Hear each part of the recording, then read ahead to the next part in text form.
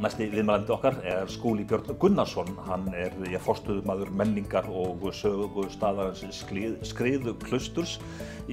Skriðuklaustur, þetta er mikil menningarstaður þarna, þetta reisti Gunnar Gunnarsson skáld. Já, þetta náttúrulega svona einn af helstu sögustöðum landsins, viljum við meina.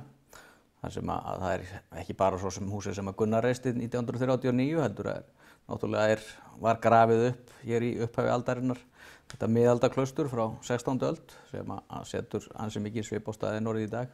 En svona, ykkar starfsemi, það væntanlega svona, flestir heimsækja ykkur heim sem sagt yfir sumartíman, en þarna starfsemi allt árið, ekki? Jú, það alveg heilsárs starfsemi, en við erum svo sem ekki alveg með heilsárs opnun ennþá, en það opið alla dag alveg frá byrjun apríl til loka október samt orðið og náttúrulega mestu þungin svona yfir sumarmánuðina. En hægt að skipta starfseminu þá svona í tvennt, að það sé svona, mennta- og menningarsetur, og svo þetta bara líka bara ferðaþjónusta? Já, það það náttúrulega. Starfsemin klárlega skipt þannig að það er hluti af starfseminni og stór hluti auðvitað að þjónusta ferðamenn og vera að fræða og miðla til þeirra og síðan svona hinn hlutin þetta svona ósýnilega starf í öllum stofnunum að vera að halda starfseminni gangandi og taka þátt í ýmiss konar verkefnum og leggja svona sitt að mörkum víða.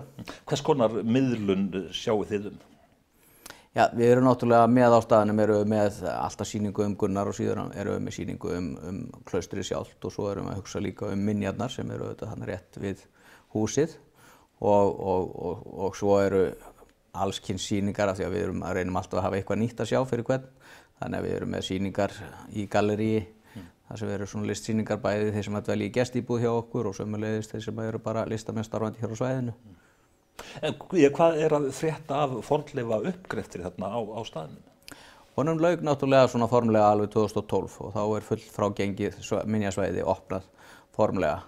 Þannig að við erum að vinna hins vegar áfram og það verið að vinna rannsóknarverkefni áfram á grundvelli þeirra upplýsinga og gagna sem fengust í uppgreftrinum og síðan erum við að vinna í miðlunarverkefnum, Evrópuverkefni núna einu sem heitir Sýne og einmitt mjög spennandi verkefni og við erum búin að setja upp sýndarveruleika herbergi núna sem part svona af sýningunni hjá okkur þar sem menn geta stigið inn í 16. öldina og skoða byggingarnar eins og það mögulega litið út. Matur mannsins megin, þið eru með nokkuð umfangsmikla starfsemi á þessu sviði og þá einmitt svona matur úr héraði. Já, það Klausturkaffi sem að Elisabeth kona mín rekur að það í svona í gömlu borðstofunni á Klaustri og var í rauninni lögð sú stefna strax í upphafi árið 2000 þegar var opnað að leggja dálítið áherslu á mat. Menn væru komnir fram í sveit og menn þyrftu að fá vel að borða, ekki síður heldur en að fá eitthvað fróðleik. Þannig að þá var í rauninni sett svo stefna og hún mótaði fljótt á stefnu að hafa sem mest heimalagaða á staðnum og leggja áherslu á svona þessi sérkenni hér fyrir austan eins og hrútaber og hreindýr og lerkisveppi. Hvað veit nútíma Íslendingurinn Gunnar Gunnarsson? Það nú svona mismunandi það nú ennþá verið að kenna bækur hans í sumum framhaldsskólum allavega annars slagið og ég held að okkur hafi gengið ágætlega líka sömuleiðis að halda verkum hans á lofti. Aðventa orðið nokkuð klassísk jólalesning hjá mörgum, menn koma jafnvel og hlýða á upplestra á henni og hún dettur alltaf upp á metsölulistana fyrir jólin. Og þannig að Íslendingar eru nokkuð meðvitaður Gunnar, það svona minna hins vegar með útlendinga. En við erum líka að byggja staðinn upp sem stað þar sem þú kemur og veist kannski ekkert Gunnar en svo ferðu hins vegar burt og kannski hefur keypt bók eftir hann og lest hana eða þá þú leitar upp í bókahillum þegar þú kemur heim úr ferðalaginn og manst eftir þessum höfundi sem þú kynntist þarna. En bara að standa þarna á hlaðinu, bara bæjarstæðið eitt og sér mjög sérstakt.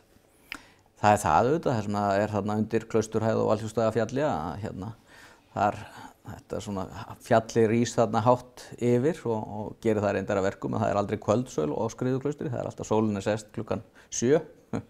En að samanskapi að þá kemur hún líka upp snemma og það var eitthvað sem að Gunnari líkað held ég, hann fór alltaf á fætur á milli 5 og 6 á mótnana. Já, hann verður svona morgunhanni. Já, byrjaði snemma að skrifa.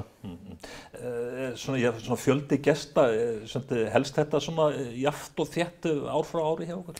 Það vex alltaf ár frá ári og hefur gert. Það ekki mörg ár sem hefur svona staðið í stað og við erum að tala um að það séu kannski 40.000 manns allavega að koma á staðinn í dag. Svo það mismunandi, sumir ganga bara niður að Klausturminjunum og aðrir fara bara í Lerkisveppasúpuna og sumir taka allan pakkan og fara á safnið og sýningarnar og labba í gegnum það með okkur og dvelja jafnvel, góðan part úr degi á staðnum. En þess að 40.000, þetta umtalsverður fjöldi, þannig að þú nær nú ekki að taka í hendina öllum? Nei, það löngu liðin sú tíð. Það var svona kannski fyrstu árin og svo hefur þetta breyst líka þannig að fyrstu 10 árin getum við sagt að Íslendingar voru nú í góðum meirihluta en nú náttúrulega orðin 75–80% af þessu útlendingar. Bara þakka þér fyrir komuna, Skúli Björn, og við skiptum þá yfir til skóla.